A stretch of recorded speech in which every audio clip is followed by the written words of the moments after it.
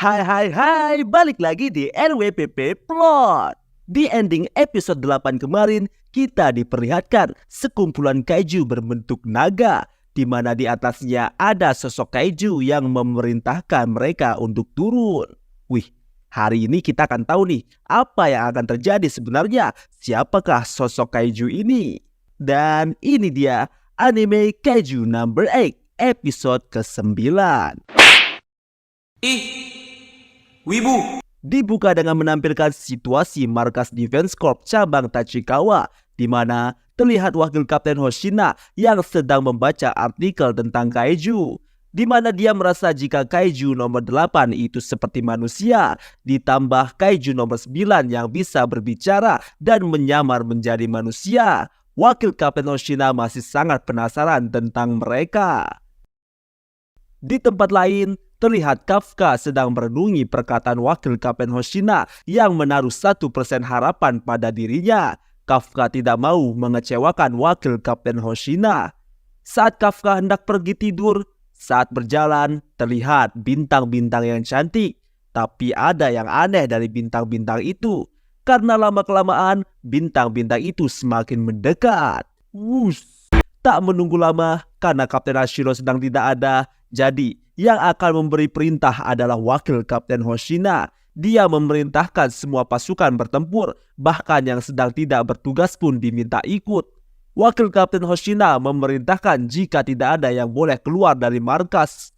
Jadi mereka harus memancingnya ke tempat latihan.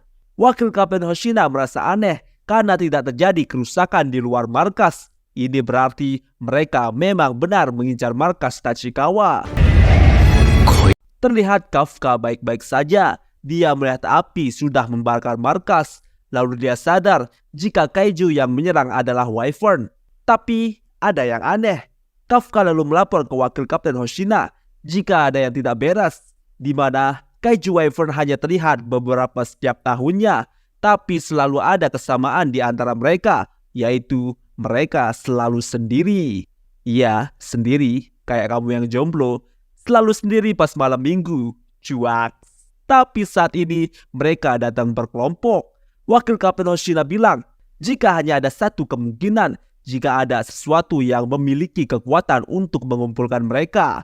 Belum selesai bicara, wakil Kapten Hoshina, bukan hanya itu, kaiju itu bisa berbicara juga. Dia bilang, apakah kau manusia terkuat di markas ini?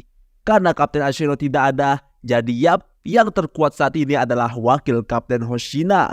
Mendengar itu, kaiju nomor 10 menjadikan wakil Kapten Hoshina sebagai mangsanya.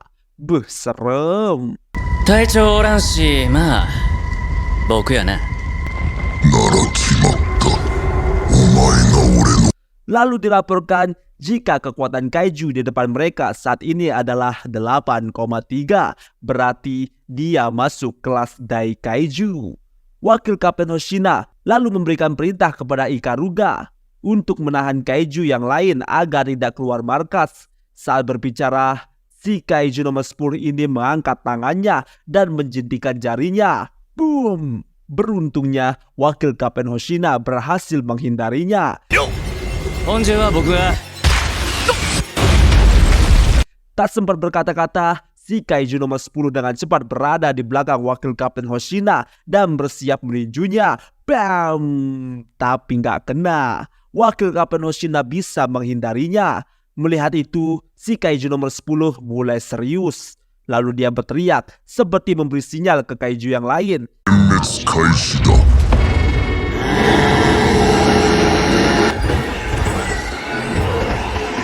Kaiju Wyvern bereaksi dengan sinyal itu. Wakil Kapten Hoshina menyadari jika memang sedari awal mereka mengincar markas Tachikawa.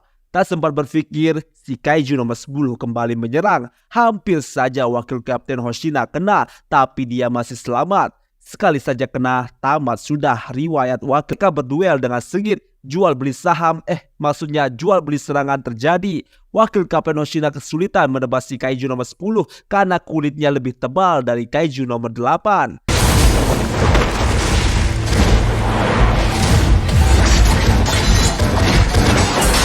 Di tempat lain, pasukannya dipimpin Ikaruga tengah menghadapi Honju. Mereka kesulitan karena Honju ini tidak mempan ditembak. Justru mereka yang kena serangan balik.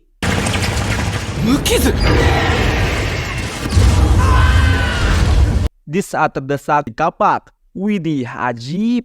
Rupanya sebelum serangan ini terjadi, Kikoru diberikan senjata khusus oleh Kapten Ashiro dan Wakil Kapten Hoshina.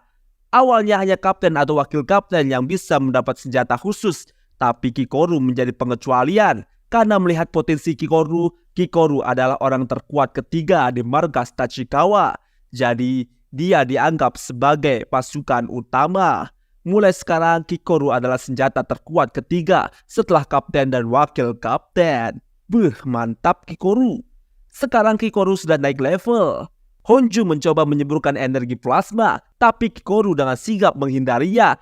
Dia siap menggunakan kapaknya lagi, di mana bahan utama kapak ini adalah gabungan dari Honju yang telah dikalahkan. Cara menggunakannya ialah dengan menarik pelatuknya untuk menyalakan kekuatannya, yakni gelombang kejut. Kikoru siap dengan jurus pertamanya, yaitu menciptakan gelombang kejut dari belakang saat digunakan. Itu akan menambah daya dorong dari kapak Kikoru. Dan duar, teknik satu telah digunakan, yang bernama sambaran petir. Kepribadian Kikoru. Lalu ada kaiju yang akan menyerangnya dari atas. Tentu saja itu sulit untuk Kikoru. Tapi bam bam bam, sebuah peluru beku menembak si kaiju hingga terjatuh. Yap, peluru itu datang dari Ichikawa. Kikoru terkesan dengan gaya bertarung Ichikawa. Sementara Ichikawa menahan kaiju dengan peluru bekunya, Kikoru segera bergegas untuk menebas si kaiju.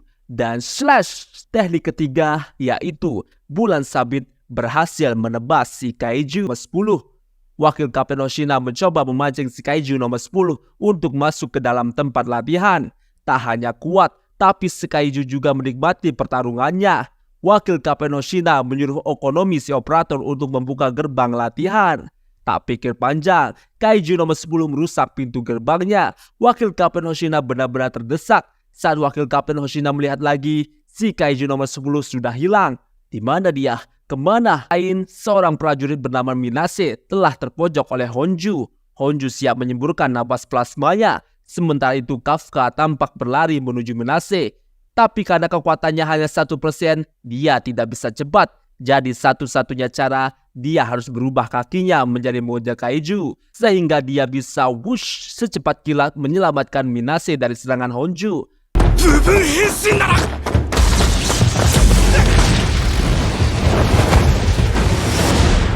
Minase berhasil diselamatkan. Dia mengira jika Kafka sudah menggunakan kekuatan switch-nya. Serangan belum selesai, Honju siap menyerang lagi. Tapi Kikoru datang menghajar Honju itu. Bukan hanya Kikoru, tapi juga ada Ishikawa. Kikoru menyuruh Kafka dan Minase untuk pergi dan membantu yang terluka. Sementara Honju biar dia dan Ishikawa yang urus. Ishikawa berpesan kepada Kafka agar jangan mengambil resiko karena saat ini dia sudah menjadi petugas. Maksud Ishikawa di sini adalah jangan sampai Kafka berubah ke mode kaiju karena kalau ketahuan bisa gawat. Ishikawa bilang jika Kafka harus mempercayai rekan petugas yang lain. Kafka dan Minase melihat kerjasama pasukan yang sangat bagus. Setelah itu ada informasi masuk jika pasukan bantuan sudah datang. Para petugas senior yang bebas tugas juga sudah membantu. Pasukan Defense Corps mulai unggul walaupun tanpa bantuan Kapten Ashiro. Melihat semua ini, Kafka merasa bangga dengan timnya. Ya, aku bangga dengan divisi ketiga. Kembali ke pertarungan, Wakil Kapten Hoshina melawan kaiju nomor 10. Setelah mengeluarkan 92% kekuatannya, Wakil Kapten Hoshina menjadi percaya diri. Okonomi si operator mengabarkan jika kekuatan kaiju nomor 10 bertambah seiring peningkatan suhu tubuhnya. Dan kekuatan tempurnya saat ini 9.0. Gila-gila, itu lebih besar dari Kafka mode kaiju ketika bertemu dengan Wakil Kapten Hoshina kemarin.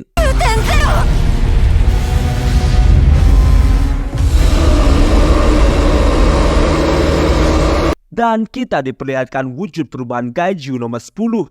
Dia menjadi sangat besar dengan mulut menyeramkan. Dan sialan, episode ini berakhir dengan rasa penuh penasaran. Apakah wakil Kapten Hoshina di sini bisa menang atau Kafka akan membantunya dalam mode kaiju? Wih, patut dinantikan di minggu depan. Buat kamu yang gak mau ketinggalan, jangan lupa like, komen, dan subscribe di RWPP Vlog.